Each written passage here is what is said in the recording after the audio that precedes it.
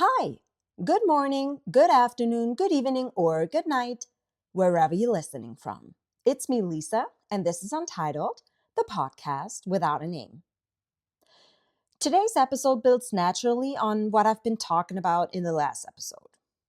Last time I spoke about commitment and identity, or commitment as identity. And let's be honest here, commitment doesn't only exist in isolation. I love my independence. I'm pretty self sufficient. I have my routines, my structure, and clear goals. And I know my purpose and what I need to focus on.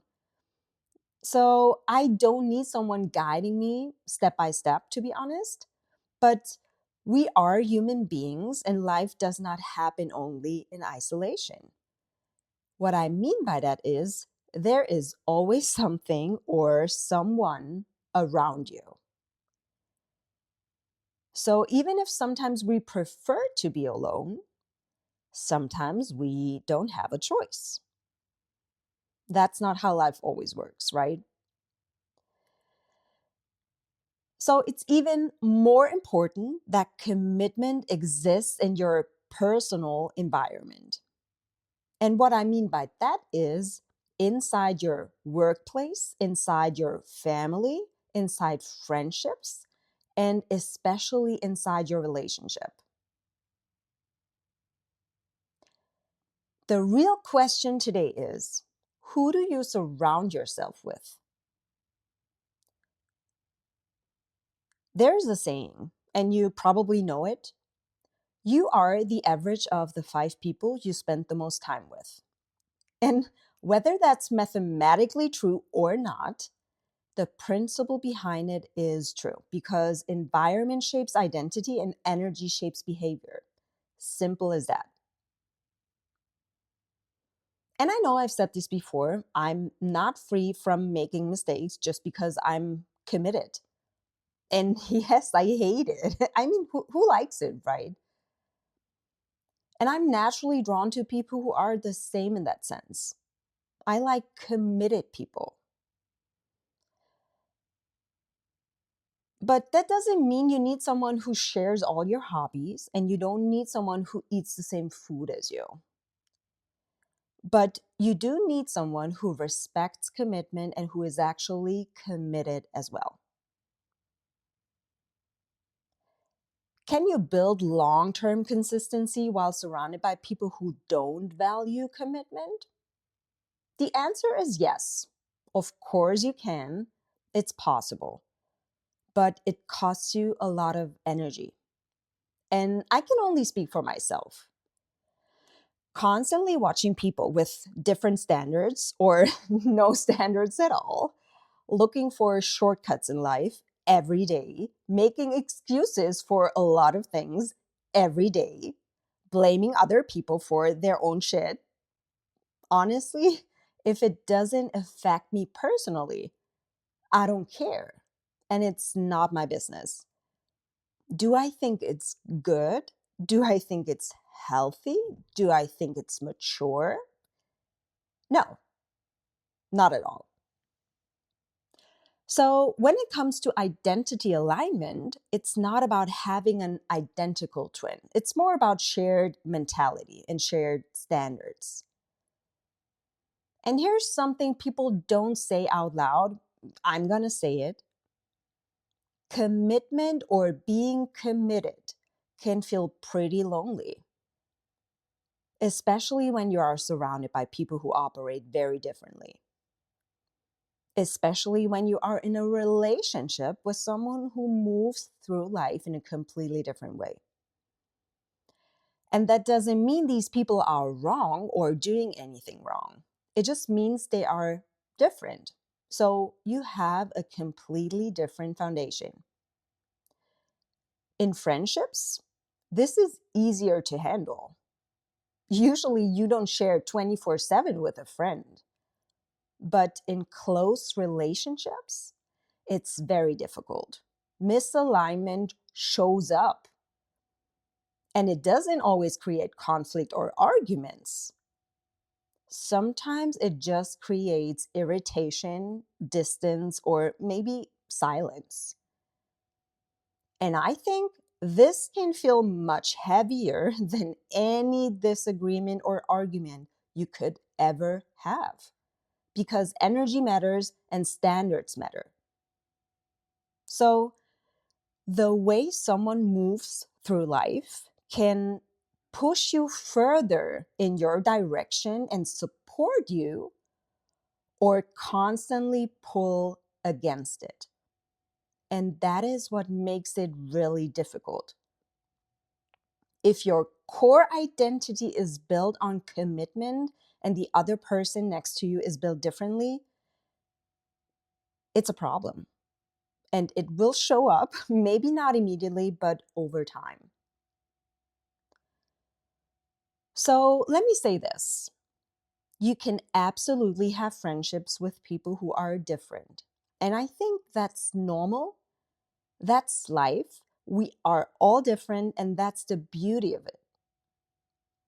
You can even have that one friend without structure, completely different lifestyle, different priorities, whatever it is. And that's where tolerance comes in. Tolerance is important. But here's the honest part. It will cost you energy. Because when someone moves very differently than you need to adjust in some kind of way. And this is not bad. Just be aware that you will have to adjust, maybe in your communication, That doesn't mean you are fake or you have to be fake. It just means you are adapting. So you can have those friendships, but you cannot have many of them, because if most of your environment doesn't value discipline, growth, and long-term thinking, you will constantly feel out of place. And I know what I'm talking about. So having higher standards is not about being a superhero. You don't need to surround yourself only with people who are ahead of you or quote unquote better than you.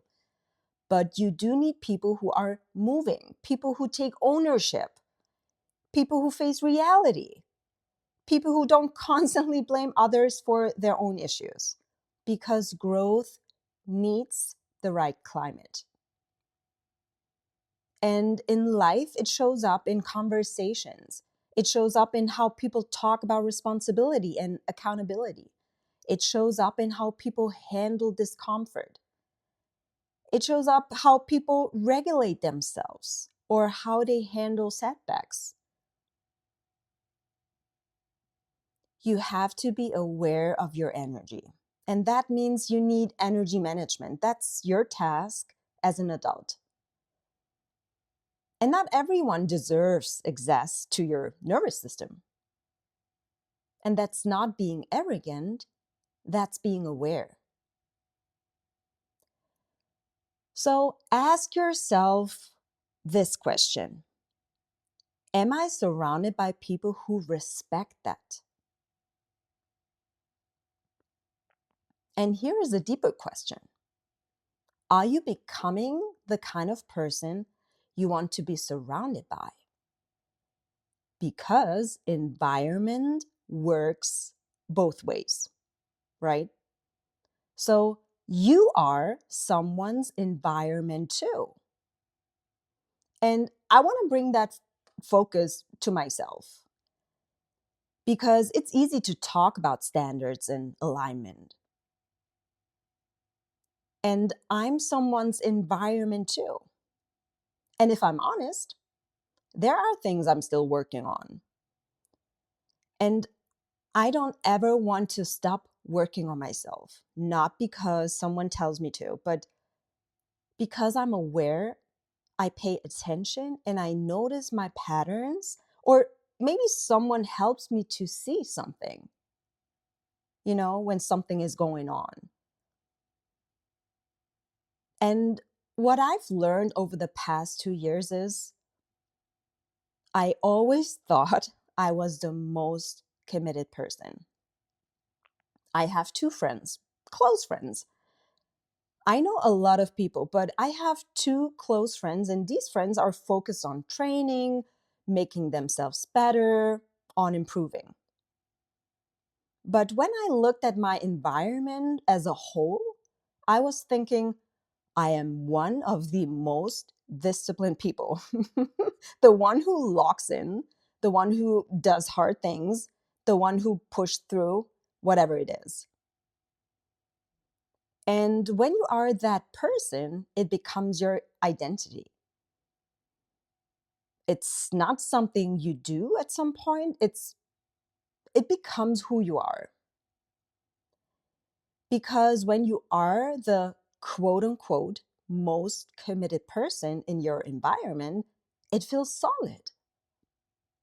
And like I said, I am someone's environment too.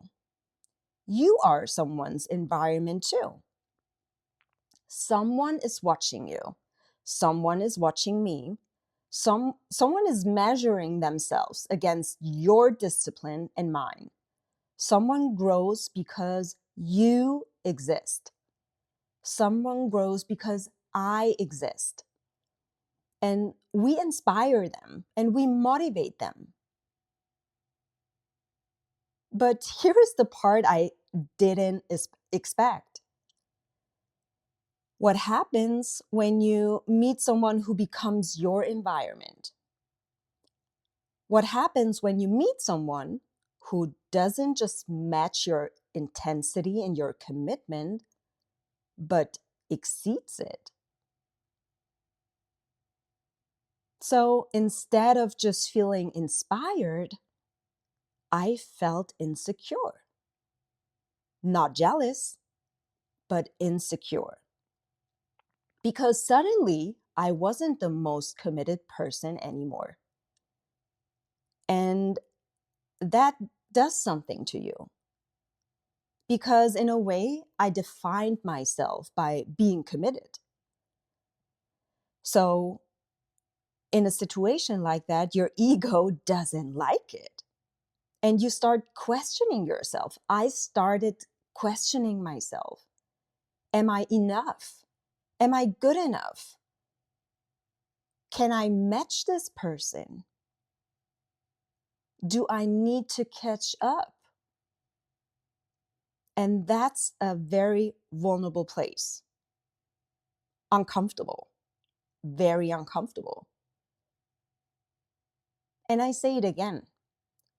You are someone's environment. But here is the full truth. You should also allow yourself to have an environment that challenges you. And maybe the goal isn't to catch up. Maybe the goal isn't to be as good as that person. You cannot always be the best.